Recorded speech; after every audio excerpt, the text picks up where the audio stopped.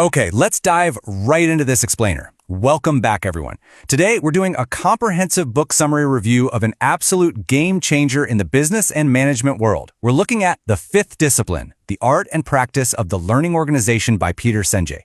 Look, if you've ever felt like traditional corporate structures are rigid, walled off, or just kind of stuck in the past, you are going to absolutely love this. Senge's book is groundbreaking because it literally provides the blueprint for taking those clunky traditional business structures and transforming them into dynamic, living ecosystems. We're going to unpack exactly how to stop just doing work and start actually learning and adapting as a unified group. So here is our roadmap for today.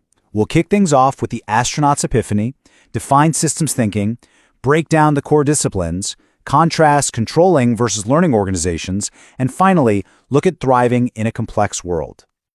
All right, Section 1, the astronaut's epiphany, seeing the whole. To kick off this review, we aren't actually going to start in a stuffy corporate boardroom. Instead, picture this. It's 1969. American astronaut Rusty Schweickart is flying on Apollo 9, testing the lunar module in Earth's orbit. And looking back at Earth, he experienced something profound. He said, "You realize that on that small spot, on that little blue and white thing, is everything that means anything to you. All of history and music and poetry and art and war and death and birth and love, tears, joy, games, all of it is on that little spot out there that you can cover with your thumb." You know, what's so incredible about Schweikart's realization is that hanging out there in the universe, he saw absolutely no boundaries, no frames, just an indivisible, fragile whole. All those arbitrary lines we draw on maps down here, they just vanished. Now, you might be wondering, why on earth is a management explainer talking about an Apollo astronaut? Well, because recognizing this interconnected whole is the absolute first principle of systemic thinking. While most of us only grasp this indirectly, Schweickart saw it firsthand. The Earth isn't just a bunch of disconnected parts, it's wholes within wholes. It's like a giant puzzle. And Senge uses this brilliant story to wake us up to our own connectedness. If we want to fix our organizations, we have to stop staring at our tiny, isolated departments and start seeing the entire indivisible whole. Moving right along to Section 2, defining systems thinking, understanding interrelationships. The prestigious mind behind this entire framework is Peter M. Senge. He's a senior lecturer at the MIT Sloan School of Management and, fun fact, was actually rated in the top 10 of Business Week's management gurus.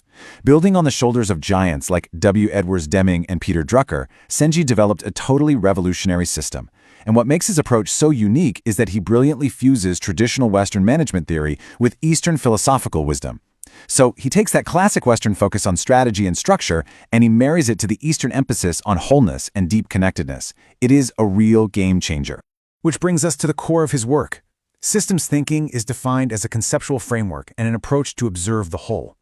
It focuses heavily on interrelationships and dynamic change, rather than just simple linear cause and effect. Think about it. In the real world, if A happens, it doesn't just impact B and stop there. Right?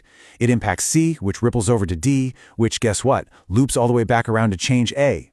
Organizational systems are dynamic. They're constantly shifting.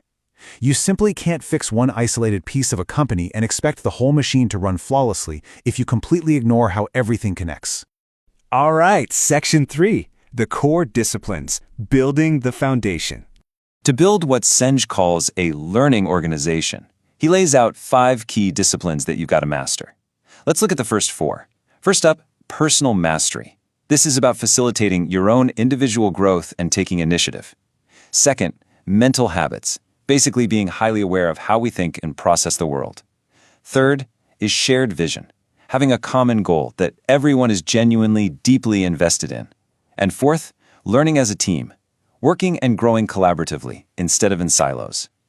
Now, these 4 are absolutely crucial, but by themselves, they're kind of just separate tools sitting on a workbench. And here is where the book gets its title. The fifth discipline is systems thinking itself. Systems thinking acts as the ultimate unifier. It's the glue that integrates the other 4 disciplines, fusing them together into one coherent practice. Without systems thinking, honestly, you just have a bunch of well-meaning individuals with good mental habits. But with systems thinking, you've got a unified, unstoppable learning organization that can adapt to pretty much anything thrown its way. Let's hit Section 4, controlling versus learning organizations, a stark contrast. This is where Senge's holistic concepts violently clash with the traditional way of doing business. Let's look at the standard controlling organization, Honestly, it's your classic corporate nightmare. Strictly top-down, highly fragmented, and you're just expected to work in your own little bubble. People in these environments don't really collaborate. They just rely on spontaneous gut instincts when things go sideways. But in contrast, look at the learning organization. This features a flat structure where everyone is actually encouraged to take initiative. Problem solving happens through deep intercommunication. It encourages reflection and action, which directly fuels individual growth. I mean, it's literally night and day, isn't it? To diagnose exactly why those traditional models fail so hard, Sanjay breaks down the 3 fundamental flaws of the controlling organization. Let's step through them. Flaw number 1. It focuses entirely on isolated individuals instead of how they relate to each other. It totally misses the team dynamic. Flaw number 2. It emphasizes fragments rather than the whole. Remember our astronaut? A controlling organization can't see the Earth. It only sees the arbitrary borders drawn on a map. And flaw number 3, it looks exclusively at the present situation. It hyper-focuses on the immediate fire drill, completely missing the broader changes happening and totally ignoring the future. Finally, Section 5, Thriving in a Complex World, the Practical Takeaway. So, what does this all mean for us? It's time to take Sanjay's theory and bring it into the real world. The reality is, our modern landscape is simply too multifaceted to accurately predict outcomes anymore. The days of relying solely on our individual skills and gut feelings in total isolation, those days are over. We absolutely cannot tackle complex problems if we operate like fragmented, controlling organizations.